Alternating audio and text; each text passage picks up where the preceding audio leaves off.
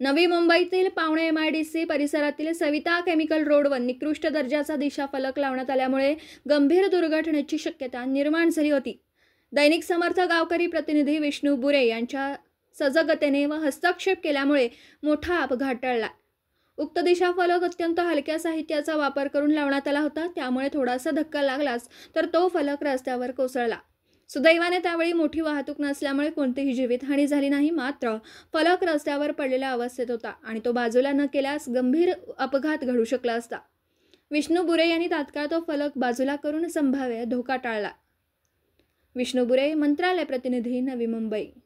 नमस्कार, दैनिक समर्थ गावकरीमध्ये आपलं स्वागत आहे। आपण आता नवी मुंबई पावणे MIDC सविता केमिकल रोडवरती। तर इथं बघू शकता, इथं काम चालू आहे।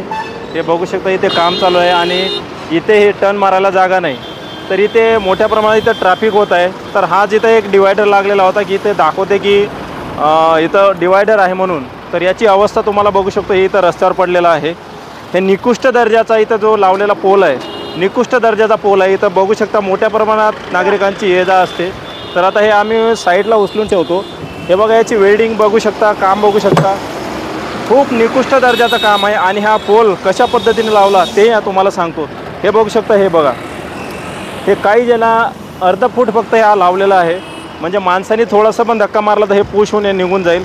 आणि हे काम बघू शकता पूर्ण निकृष्ट दर्जाचं आहे। याच्या खाली ना पाणी मारलं, ना डांबर टाकलं, ना काही, फक्त हे पूर्ण मातीवर हे काँक्रिटीकरण केलेलं आहे। झूम करू नको, काँक्रिटीकरण केलं आहे मातीवर, त्याच्यामुळे हे पोल पूर्ण निकृष्ट दर्जाचं काम आहे। हे बघू शकता, पुढे हे पुढे हे बघू शकता, पूर्ण हाताने निघतो। हे बघू शकता, पूर्ण मातीचं बांधकाम केलेलं आहे आणि निकृष्ट दर्जाचं काम आहे। हे बघू शकता, पूर्ण मातीवरती आहे ना, याला याच्यावर दबाव टाकण्यात नाही आला, काय नाही, याच्यावर माती, फक्त मातीवर हे काँक्रिटीकरण करण्यात आलं, त्याच्यामुळे पूर्ण निकृष्ट दर्जाचं काम आहे। आणि रात्रीचा जर हे पोल पडला आडवा आणि याच्यावर कुठलं वाहन गेलं आणि कुठलं जीवितहानी झाली तर याला जबाबदार कोण?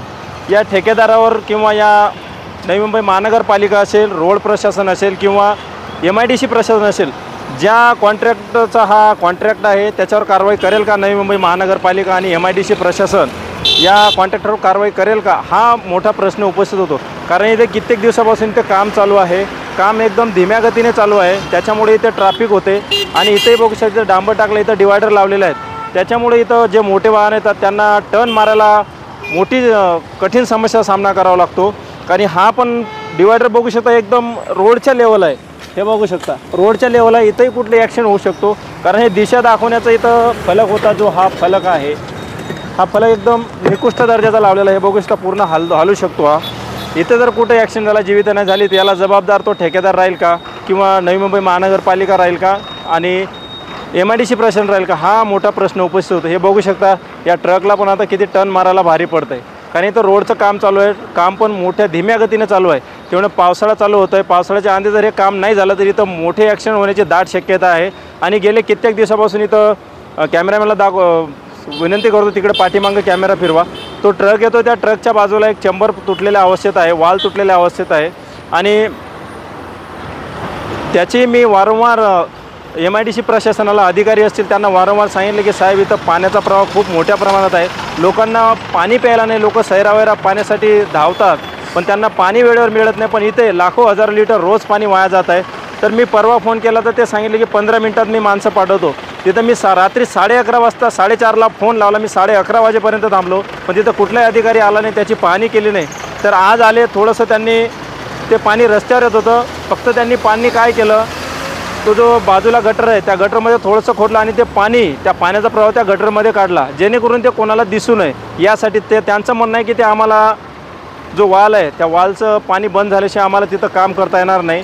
पण साहेब, 1, 2, 3 आठवडाभर समजू शकतो, 15 दिवस समजू शकतो, पण ते गेले 1.5 ते 2 महिन्यापासून ते पाण्याचा प्रवाह वाहत आहे। आम्ही वेळोवेळी फोनच्या माध्यमातून तुम्हाला सांगितलं आणि सांगत आहोत, तरी तिथे कुठलाही अधिकारी यायला तयार नाही। आणि त्यांना मी एक डेट दिली होती, आज सोमवारचा दिवस होता, आज ते पूर्ण काम झालं नाही, तर उद्या मी मंगळवारी ते तिथं संबंधित अधिकाऱ्याचे फोटो लावून तिथं महाआरती करणार आहे, त्यांची पूजा करणार आहे। याचीही दक्षता MIDC प्रशासनाने घ्यावी आणि या डिवायडरचं काम त्वरित दुसरं करावं आणि हा डिवायडर थोडा रोडपेक्षा उंच करावा, जेणेकरून वाहनधारकांना तो डिवायडर दिसेल, इथं ॲक्सिडेंट होणार नाही याची दक्षता MIDC प्रशासनाने घ्यावी आणि या कॉन्ट्रॅक्टवर कडक कारवाई करावी. धन्यवाद. महाराष्ट्राचे सर्वमान्य दैनिक समर्थ गावकरी, अहमदनगर, पुणे, नाशिक, जळगाव, धुळे, नंदुरबार, सोलापूर, कोल्हापूर, सांगली, सातारा, मुंबई, ठाणे, पालघर, रत्नागिरी, रायगड, सिंधुदुर्ग, नांदेड, उस्मानाबाद, बीड, औरंगाबाद, नागपूर, गडचिरोली, भंडारा, गोंदिया, अकोला, यवतमाळ, बुलढाणा येथून एकाच वेळी प्रसिद्ध होणारे एकमेव दैनिक, सर्वसामान्य जनतेचे खुले व्यासपीठ. संपादक आहेत विश्वासराव आरोटे. मोबाईल नंबर आहे 94 23 38 85 08. दुसरा मोबाईल नंबर 94 23 46 72 72. तिसरा मोबाईल नंबर 75 88 15 0001. वेबसाईट आहे sgavkari.com. मेल आयडी आहे AKLgavkari@gmail.com.